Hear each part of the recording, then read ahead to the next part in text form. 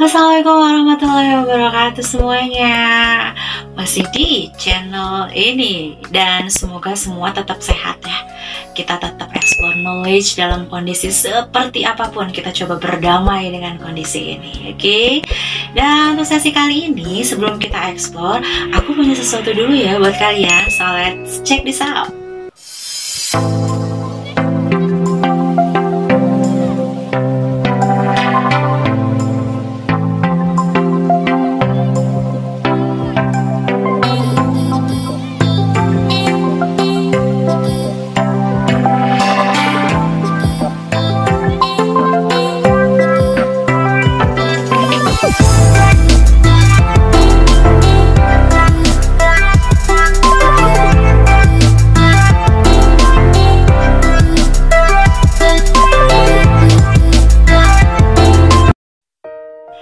Oke, yang merasa video yang ini nih jawabannya adalah pertumbuhan. Keren banget, simple score-nya ya 100. Dan definisinya apa itu pertumbuhan? Yaitu adalah proses pertambahan volume atau ukuran yang sifatnya irreversibel. Ada yang tahu?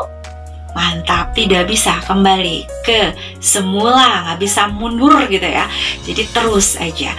Dan untuk video yang ini, untuk yang ngerasa jawabannya adalah perkembangan, oke, disimpan lagi skornya, dimana perkembangan adalah proses yang menuju ke arah kedewasaan. Dewasa di sini adalah terdiferensiasi, memiliki bentuk yang khusus, juga memiliki fungsi yang khusus ya, seperti berkembang menjadi bunga, berkembang menjadi buah. Nah, dan juga kalau pada manusia misalnya perkembangan dari mulai bentuk zigot sampai pada adanya morula, blastula, itu disebutnya adalah sebuah perkembangan. Jadi pertumbuhan dan perkembangan itu sangat beriringan ya, dan bersifat kualitatif, sementara kalau pertumbuhan itu sifatnya kuantitatif ya, bisa dihitung. Dan untuk selanjutnya kita coba eksplor tentang faktor-faktor yang mempengaruhi terhadap luar biasa saking semangatnya proses pertumbuhan dan perkembangan ini, dimana ada faktor eksternal gitu ya, dan ada faktor internal. Tapi yang akan kita kupas tuntas di sesi kali ini adalah faktor internal dulu, yaitu adalah hormon yang berpengaruh juga terhadap proses pertumbuhan. Jadi aku fokus dulu di hormon pertumbuhan, tumbuhan ya terutama, dan kita langsung saja. Selain keberadaan gen sebagai kumpulan DNA atau materi genetik pembawa sifat yang diwariskan pada keturunannya, maka hormon merupakan faktor internal kedua yang merupakan senyawa organik yang disintesis pada bagian tertentu dari suatu makhluk hidup dan ditranslokasikan ke organ lain, termasuk tumbuhan ya, dan biasa dikenal dengan istilah fitohormon, di mana hormon ini berfungsi untuk mengendalikan semua fungsi tubuh seperti pertumbuhan, metabolisme, dan juga semua kerja organ sehingga bisa berfungsi sesuai.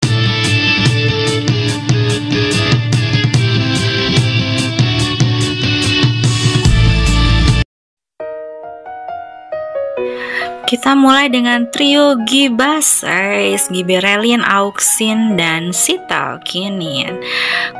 Kenapa pembahasannya disatukan? Karena tiga hormon ini berperan penting dalam proses pertumbuhan awal pada tumbuhan ya, yaitu proses perkecambahan. Dimana yang pertama nih, untuk giberellinnya sendiri memang berfungsi untuk meningkatkan pemanjangan sel-sel. Kan tumbuh itu kenapa bisa tumbuh? Karena terjadi pemanjangan sel gitu ya.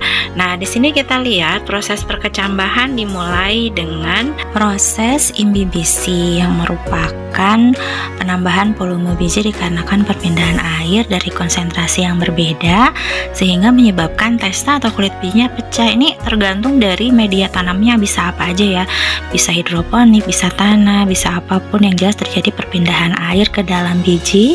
Nah, bisa kita lihat di sini nih, yang hijau-hijaunya itu merupakan kulit biji yang pecah. Ada yang tahu biasa dikenal dengan istilah apa nih penampakan di layar? Yang jawab toge, kecambah. Oke, kira-kira toge ini tumbuhan dewasa apa bayi sih? Mantap, yang bilang bayi di keep juga skornya ya. Nah, kira-kira tumbuhan apa nih kalau dibiarkan berkembang jadi dewasa tuh jadi pohon apa nih bayi? Yang jawab kacang hijau. Oke. Tadi kita udah lihat ya, yang hijau-hijaunya itu adalah testanya. Nah, langkah selanjutnya setelah testanya pecah, tadi yang hijau-hijau mengelupas, embrio atau calon si bayi kacang hijaunya ya, calon bayinya itu akan mengeluarkan hormon giberelin atau GA tuh. Kalau dengar kata GA tuh giberelin. Nah, dan mengeluarkannya ke aluron atau lapisan protein dari si biji ini, kemudian menghasilkan enzim untuk dikirim ke endosperma yang merupakan tempat cadangan makanan. Untuk selanjutnya akan diuraikan ya, sehingga menjadi lebih simpel dan bisa terjadi proses pertumbuhan seperti yang kita lihat di sini. Kecambahnya bisa tumbuh terus-menerus sampai pada akhirnya jadi pohon dewasa tuh karena jasa dari giberelin awalnya tadi yang diaktifkan ya oleh air awal mulanya tuh. Dan kalau kita makan kecambah, makan toge itu ya di gehu, berarti kita eksploitasi bayi dong ya. Bayi tumbuhan. Oke.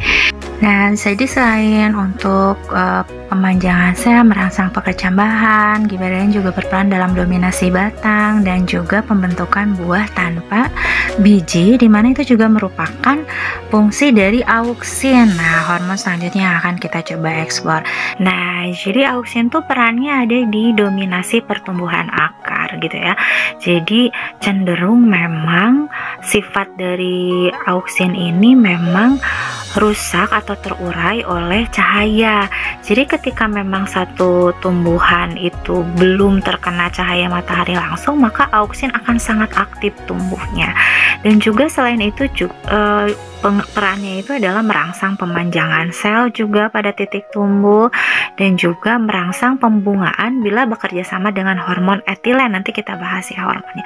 Jadi bisa kita lihat di sini di bawah tanah karena tidak ada cahaya, maka auksin akan aktif bekerja.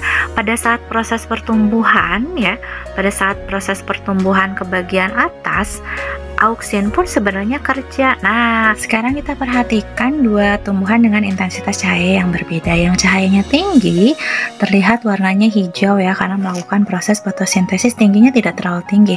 Tapi kalau yang intensitas cahayanya rendah mengalami etiolasi, yang kutilang ya, kurus, tinggi, langsing, pucat karena tidak berfotosintesis, dan tinggi itu karena auksinnya sangat aktif ya, melakukan proses pembelahan di tempat gelap.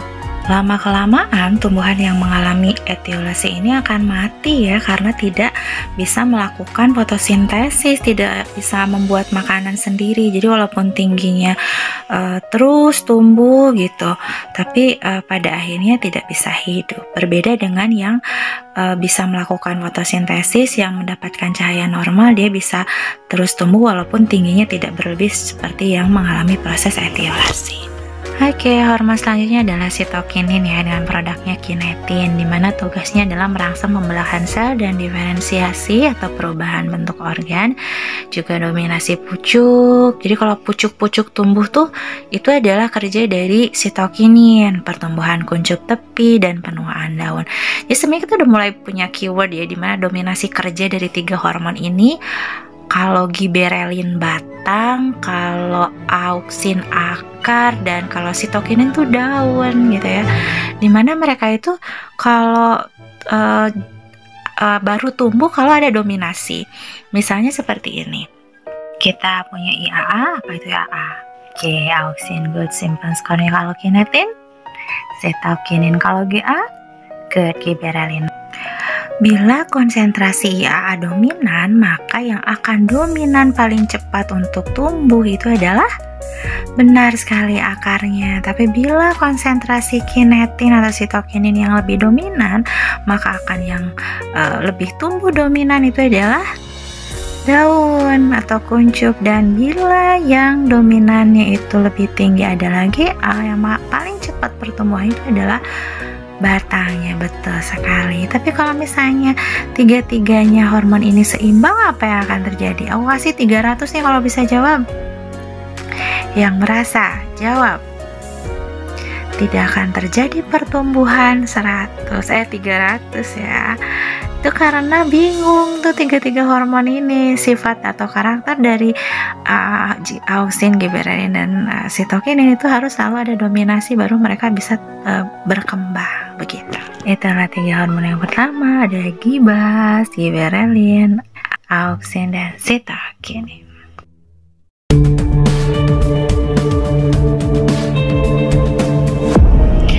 Kita coba explore juga tentang struktur kecambahnya ya. Setelah kita tahu hormonnya itu apa aja, gini kita mulai dengan radikula. Radikula itu adalah calon akar sebelah sini. Kemudian ada plumula yang jumlahnya tuh selalu sepasang ya kalau untuk calon daun. Kemudian ada kulit biji atau testa. Kemudian juga ada epikotil, bagian yang berada di atas kotiledon. Jadi kalau misalnya dia tumbuh itu kotiledonnya berada di bawahnya dia. Terus ada hipokotil, berarti bagian yang berada di bawah kotiledon, dan tentunya ada kotiledonnya sebagai cadangan makanan.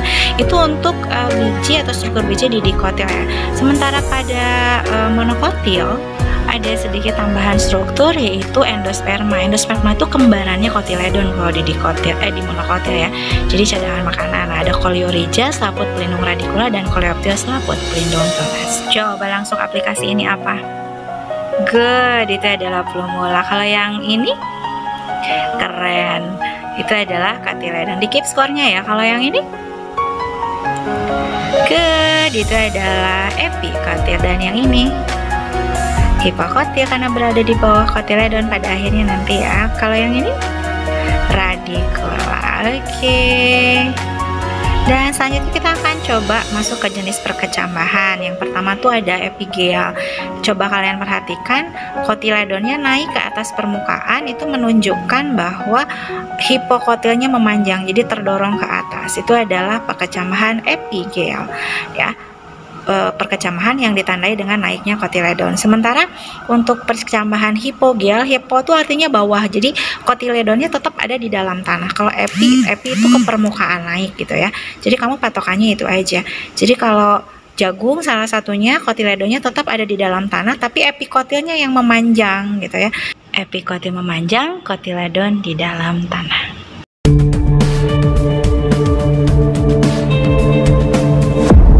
Oke, selanjutnya kita punya gas etilen atau hormon etilen yang berfungsi untuk merangsang pematangan buah di sini. Kalau kita meletakkan satu buah matang di antara banyak buah mentah, lama-lama buah mentah akan menjadi matang karena terpengaruh oleh gas etilen dari si buah matang tadi. Jadi sangat cepat pengaruhnya untuk proses pematangan buah ini ya. Dan untuk yang sintetis, pernah dengar kata karbit kan? Kalsium karbisida itu adalah etilen buatan yang difungsikan untuk mempercepat pematangan buah ya setelah dipetik gitu, kalau petiknya masih mentah.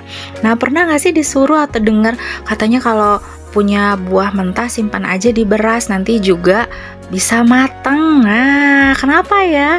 Boleh dong dikasih tahu ke kita, sharing dan tulis di kolom komentar jawabannya kenapa ya. Nah, selain merangsang pematangan buah, etilen kalau bereaksi atau bekerja sama dengan auksin itu akan berpengaruh terhadap pembungaan gitu ya. Jadi itu adalah fungsi selanjutnya dari hormon etilen. Jadi mematangkan buah juga merangsang proses pembungaan bersama auksin.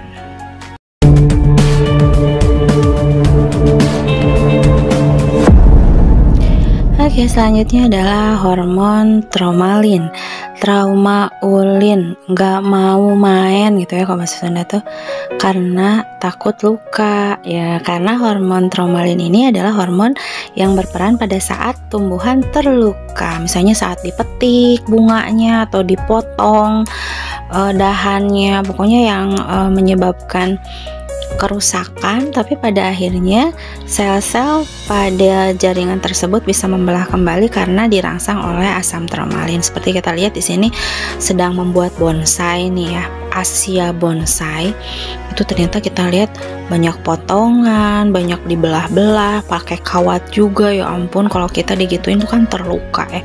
Tapi pada akhirnya setelah beberapa hari tuh udah mulai muncul kan tunas-tunasnya, calon-calon individu barunya, mulai ada batang, daun sederhana gitu ya. Itu menunjukkan bahwa asam tromalinnya bekerja gitu ya. Kemudian ditambah juga dengan hormon-hormon yang lain tentunya pada masa pertumbuhannya. Jadi walaupun sudah terluka tapi masih bisa hidup lagi, tidak berakhir gitu ya hidupnya itu. Itulah peran dari asam tromalin ya.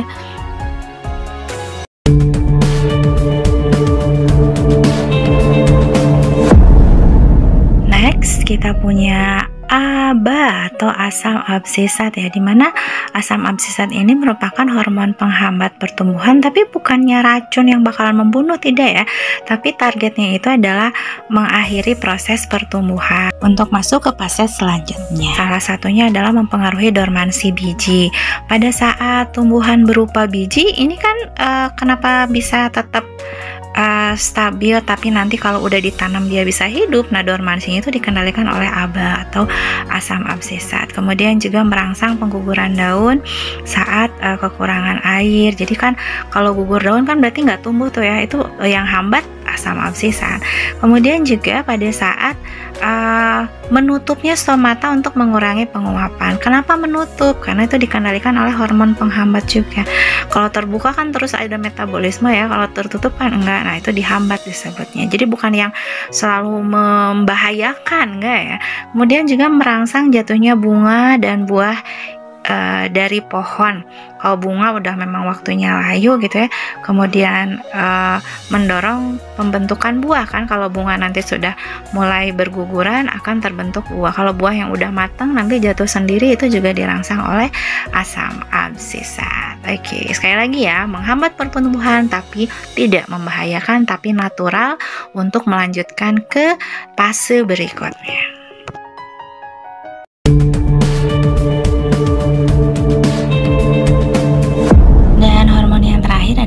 Hormon kalin, yaitu hormon yang berfungsi untuk merangsang pertumbuhan ya.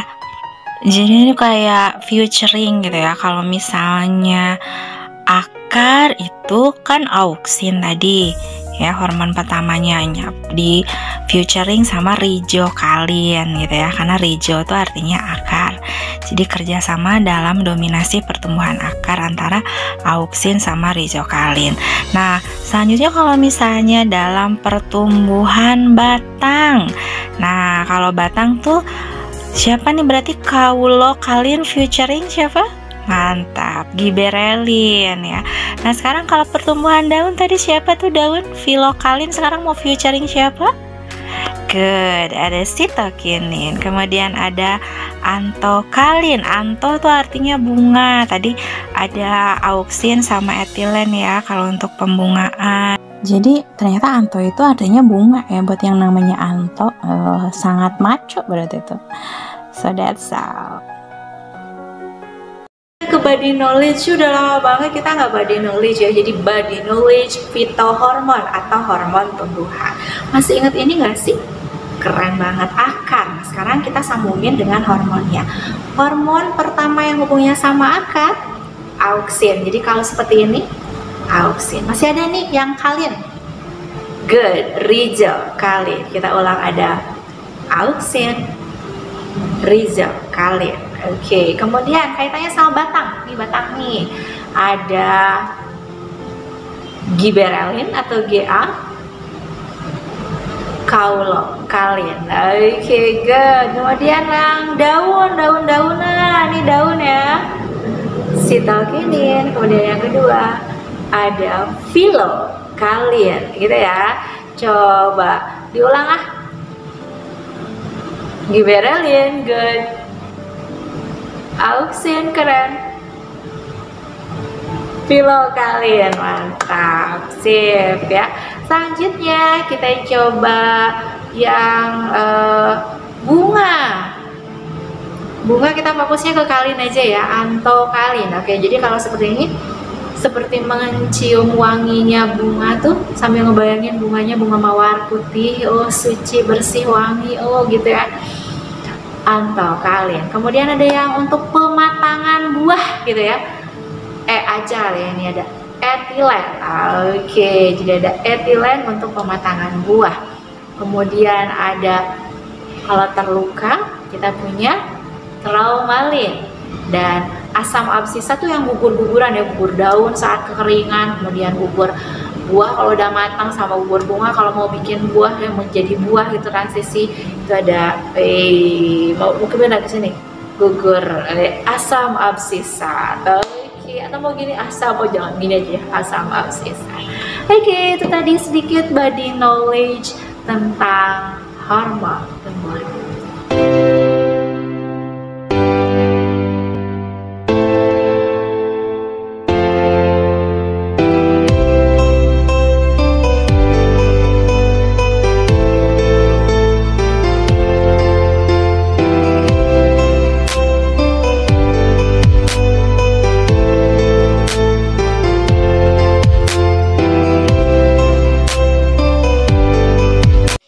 Ya, itu tadi konsep kita di hormon tumbuhan ya. Tapi tadi udah aku kupas sedikit-sedikit tentang faktor eksternalnya juga, karena tidak bisa lepas antara hormon tumbuhan dengan faktor eksternal pertumbuhan dan perkembangan.